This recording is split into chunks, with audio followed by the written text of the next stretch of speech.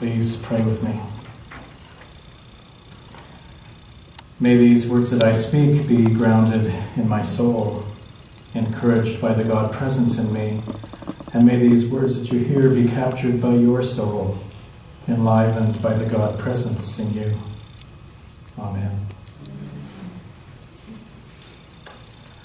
Last Sunday I began the season of creation by attempting to give you a sense of the nature of God and the person of Jesus in cosmological terms.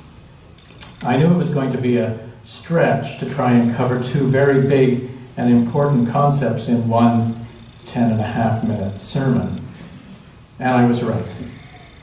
And so my hope is that over the next few weeks I can bring a cosmological understanding in different ways that might open you, as it has me, to the wonder of it all.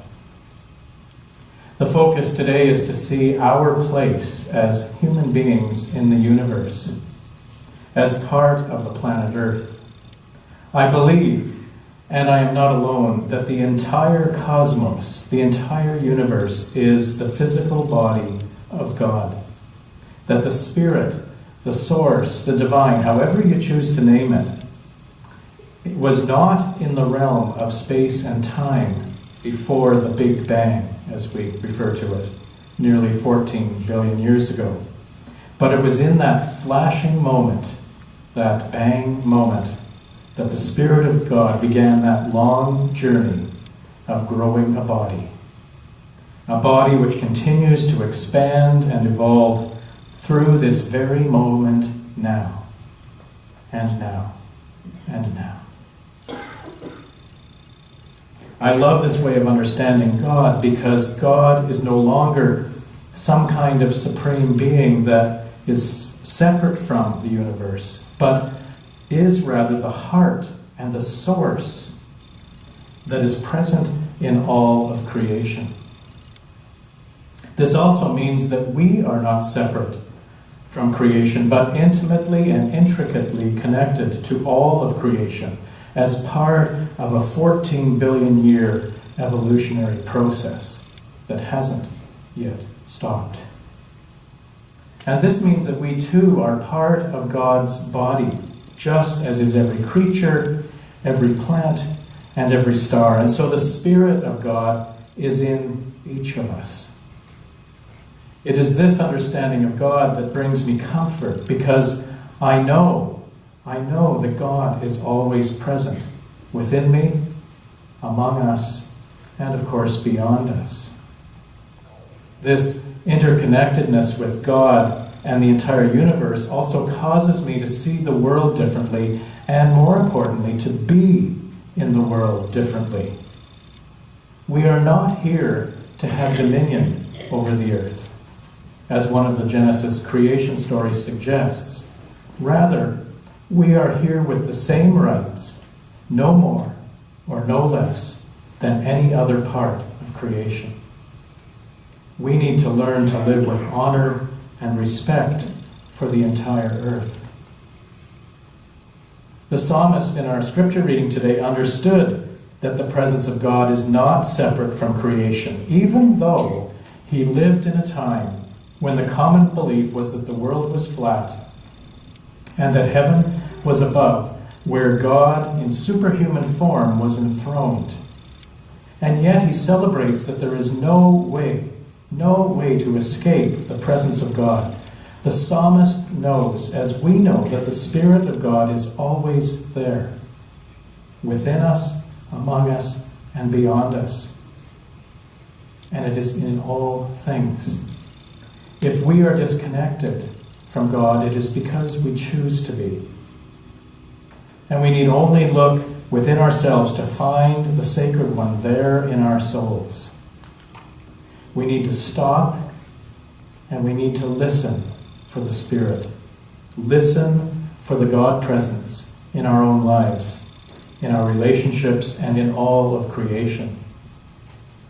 God is in us, and God is in all of creation, and that Spirit can guide us toward wholeness if we really listen. we need to listen to the wind, as Haji Ali said. And I mean, really listen. John C. Maxwell tells this story in his book, Leadership Gold.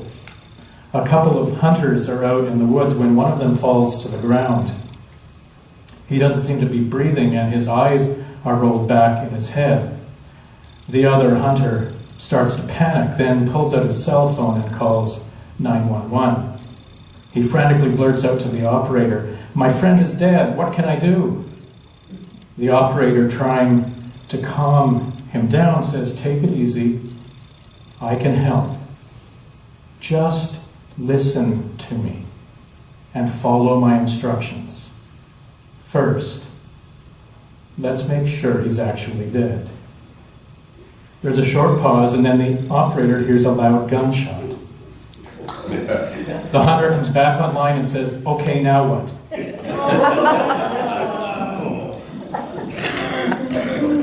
We need to listen. Really listen if we are to engage the God presence in ways that make our life and our world better. Otherwise, we just keep shooting each other. Greg Mortensen began the work of building schools by listening to the voices of the community. He made the decision about how to engage the world, not by his own agenda, which would have been very easy to do, but by listening closely and finding the voice of God in the voices of the children of Corfei. He connected with all of creation as he embraced that God presence, letting that Spirit guide his mind, his heart, and his soul. Dr. Greg was no longer ego-driven. He was now soul-driven, fueled by the sounds of creation, filling his whole being with purpose. Will Rogers, who many of you will know of, cowboy actor, humorist, and social commentator, said, "Politics is so strange. A person gets up and speaks and says nothing. Nobody listens. Nobody listens, and then everyone disagrees."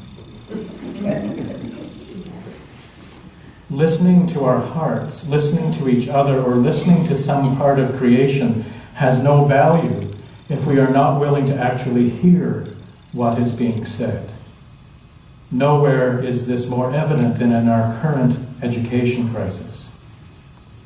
It will take both sides being willing to actually listen to each other, to really hear what is being said if there is to be a compassionate end to this ordeal.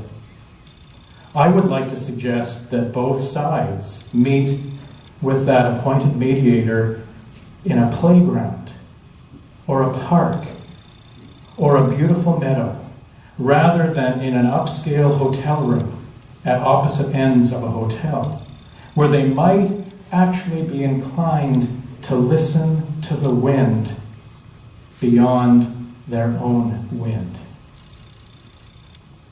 They might actually find a point of connectedness beyond their extreme disconnectedness. Perhaps they might even hear the voice of God if they were willing to stop and listen. 3 Cups of Tea is the book that the children's story was based on this morning, a story called Listen to the Wind. One of the most beautiful moments in that book, and I'm sure many of you have read it, is when Haji Ali explains to Dr. Greg the significance of engaging in 3 cups of tea. Haji Ali says, "The first cup of tea with the other is as a stranger. The second cup of tea with the other is as an honored guest. And the third cup of tea with the other is as part of the family. The sharing of tea becomes a journey of the soul that brings us into the presence of God." And Linnea, who is an educator and a meditation specialist and a circle designer in Seattle, wrote a book called Deep Water Passage. And it was about her experience of kayaking off the coast of Oregon. And she says this: when two creatures meet, as naturally as lake lapping shore or river flowing into sea, there is a melding, a magic that transcends the everyday. I felt myself drawn forward into understanding mystery and higher purpose. I felt myself anointed and belonging. I didn't know what was about to happen to me in the human community toward which I resolutely aimed, but now I knew I had a community that had claimed me, the earth. She who was afraid had been changed by this journey, had become sister to otter, and become woman at home in the wild. We are being called to listen to God by embracing the whole body of God, human and other than human. We are being called to listen to our own being. We are being called to listen to the other. And we are being called to listen to the earth and open to the presence and the mystery and the amazing wonder of our God. Amen.